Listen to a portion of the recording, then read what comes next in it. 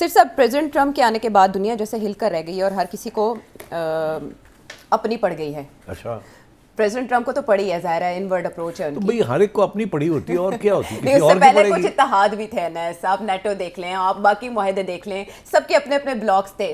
India کی independent policy تھی, لیکن اب تو ایسے لگ رہا ہے کہ ٹرمپ بتائیں گے انڈیا کہاں جائے گا تیل لینے.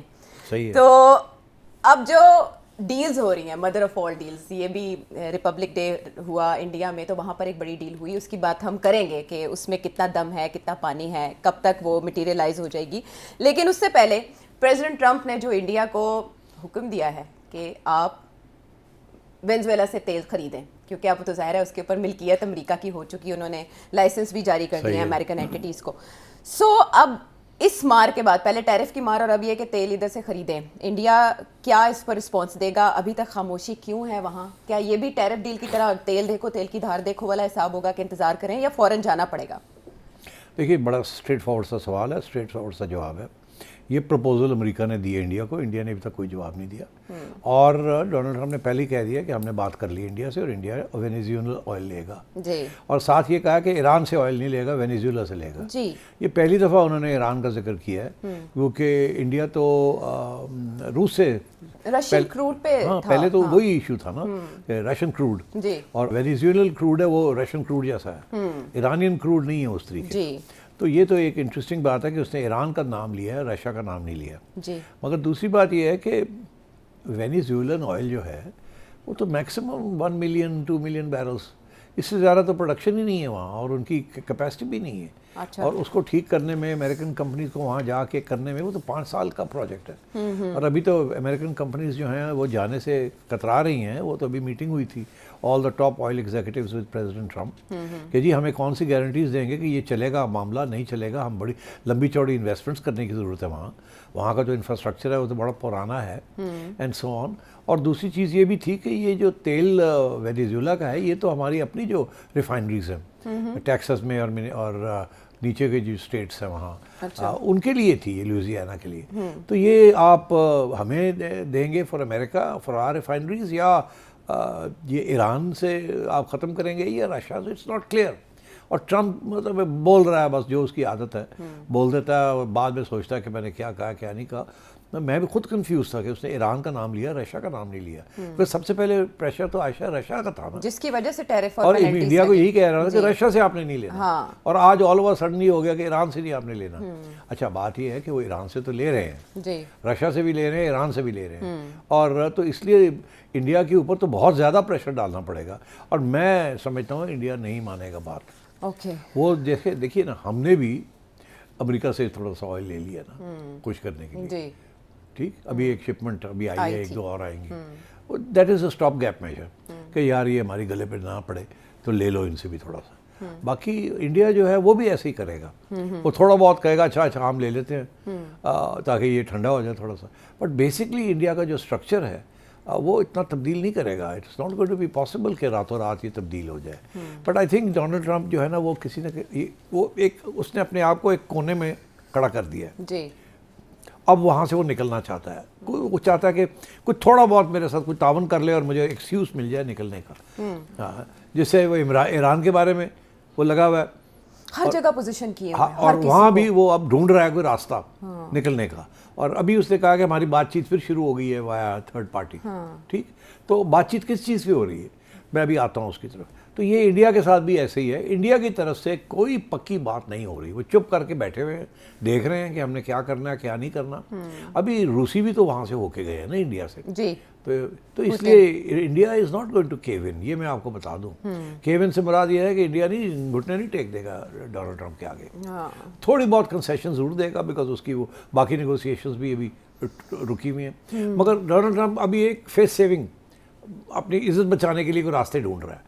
تو میرا خیال ہے پاکستان نے جیسے تھوڑا سا دے دیا, انڈیا بھی تھوڑا سا دے دے گا, وینیزویلا نے بھی دے دیا ہے کہ اچھا جی ٹھیک ہے بتائیں کیا کرنا ہے, یہ کیا ہے, مگر ریجیم چینج نہیں ہونے دینی, وہی چلے گا وہی سلسلہ پرانا, مگر چلیں تھوڑی سی نیگوسیشن ہو جاتی. ایران کے ساتھ بھی بالکل یہی ہے, پہنچ کے وہاں دھمکیاں لے کے جہاز لے کے آ گیا کہ میں یہ کر دوں گا وہ کر دوں گا, اور کبھی کیا کچھ نہیں. اور ابھی سب لوگ لگے ہوئے ہیں اس کو سمجھانے میں. اب وہ آگے سے کہہ رہا ہے مجھے راستہ دے نکلنے کا یہاں سے, اور وہ کیا راستہ مانگ رہا ہے, وہ کہہ رہا ہے 3 چیزیں.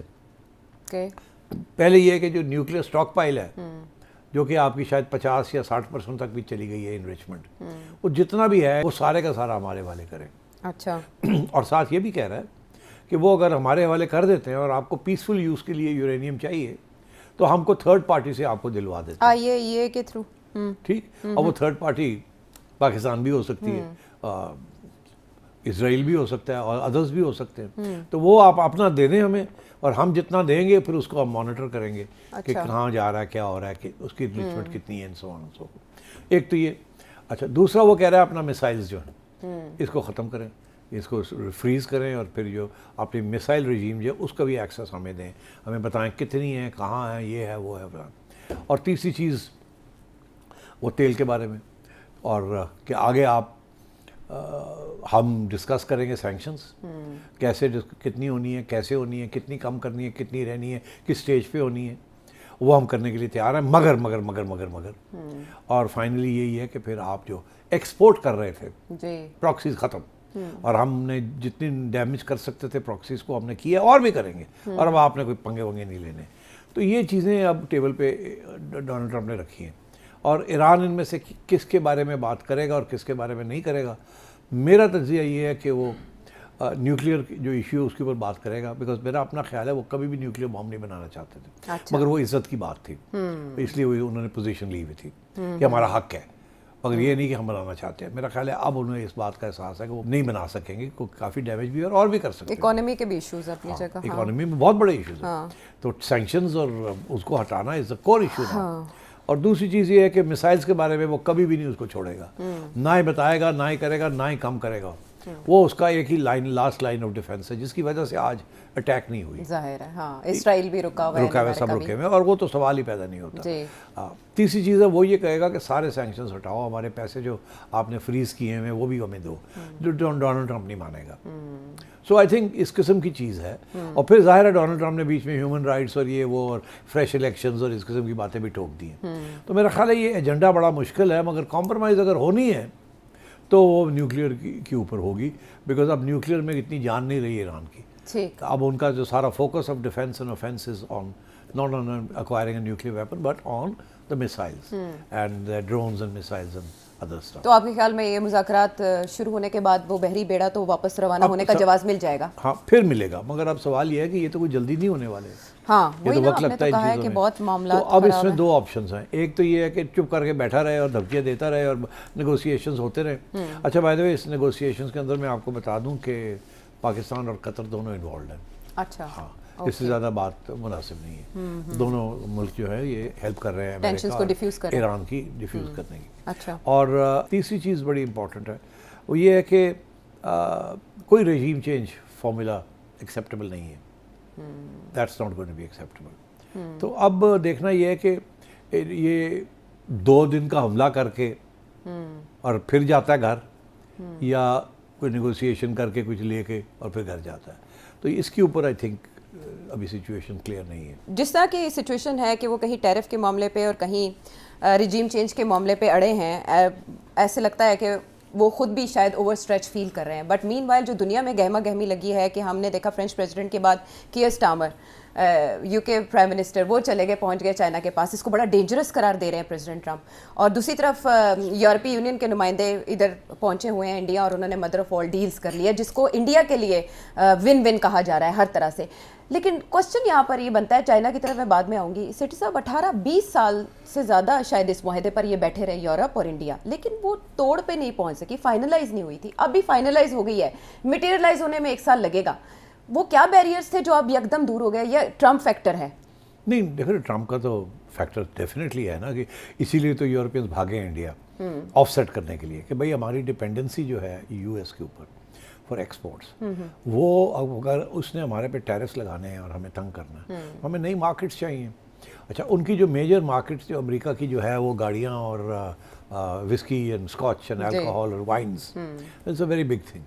تو وہ اب انڈیا کے ساتھ ان چیزوں کے اوپر بات ہو رہی ہے.